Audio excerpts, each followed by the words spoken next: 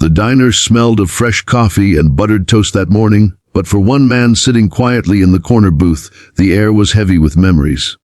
James Walker, a 72-year-old Vietnam veteran, wore his neatly pressed old army jacket, his medals pinned with care to the fabric. His back was straight, his face weathered, and his dark eyes carried both the burden of battles fought and the dignity of a man who had sacrificed more than most would ever understand. He wasn't just there for breakfast. For James, the small-town diner was a sanctuary, a place where he could watch life go on and remember what he had fought so hard to protect. But not everyone in that diner saw him with the respect he deserved. Before I tell you what happened next, let me pause here.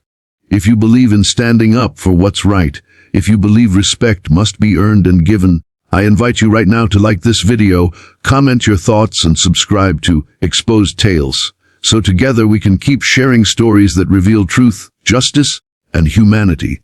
James's story is one you won't forget. Across the diner, three young men barged in, laughing loudly, their swagger carrying more arrogance than charm. They were the kind who thought the world owed them everything, the kind who mistook cruelty for strength. The leader of the pack, Kyle Benson, was tall, broad-shouldered, with the smirk of someone who never learned consequences.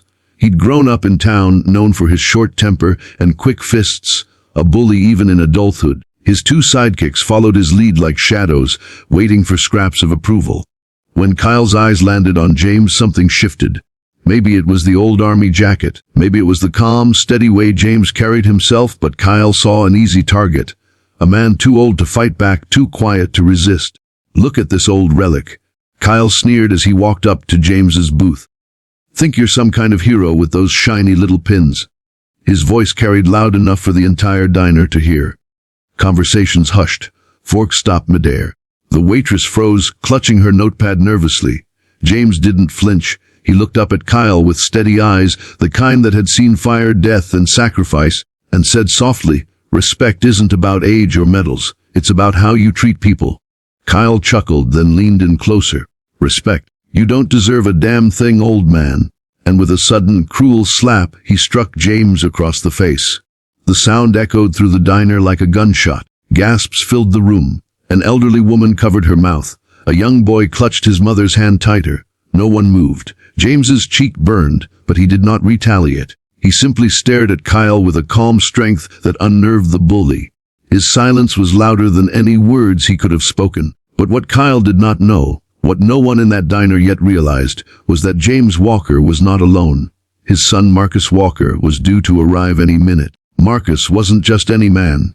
He was the head of Homeland Security, one of the most powerful figures in the nation's fight against threats both foreign and domestic. And more importantly, he was a son who loved his father deeply.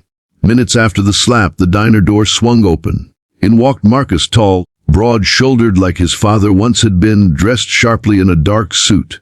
His presence was commanding, his eyes sharp, scanning the room the way only a man trained to protect could. When he saw his father's reddened cheek and the silence in the diner, his jaw clenched. "Dade, what happened?" Marcus asked, his voice calm but edged with steel. James shook his head, still composed. "Just a boy who doesn't know the meaning of respect." Kyle smirked again, unaware of who stood before him. "Oh, and who's this?" "Another relic here to back up the first one." He laughed, but no one else joined him this time. Marcus stepped closer, his eyes locked on Kyle's. "Do you know who this man is? He fought for this country, bled for it, gave pieces of himself so people like you could live free. And you dare put your hand on him?" Kyle rolled his eyes. "So what? He's just some washed-up old guy.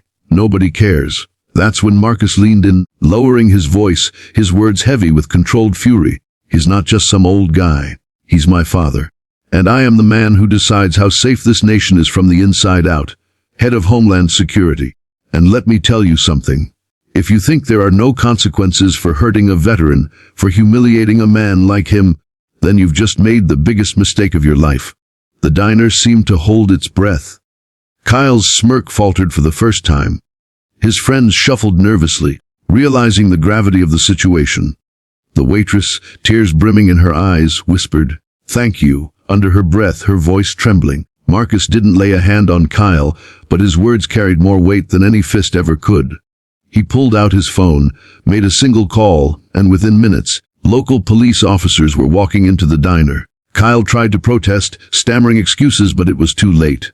Witnesses had seen everything: the slap, the mockery, the humiliation. The officers cuffed Kyle, and as he was led out, Marcus turned back to the room. No veteran, no elder, should ever be treated with disrespect. Not in this country, not ever. Applause broke out in the diner. Some clapped slowly, others with tears streaming down their faces. Strangers walked up to James, thanking him for his service, apologizing for what he had endured. James simply nodded humbly, the same quiet dignity he had carried all his life. As Marcus sat with his father, the weight of the moment hung in the air. James looked at him, a small smile tugging at his lips. "You didn't have to do all that, son. I could have handled it." Marcus shook his head. "You've handled enough battles, Dad. This one was mine." And in that simple exchange, generations of sacrifice, love, and unbreakable family bonds shone brighter than any medal. Before we close this story, let me remind you, if this touched your heart, if you believe in respect, dignity, and standing up for what's right, please don't forget to like this video, comment your thoughts, and subscribe to Exposed Tales so more people can experience stories that inspire change. James left the diner that day with his son by his side, not as a victim, but as a reminder of strength, humility, and the enduring power of honor.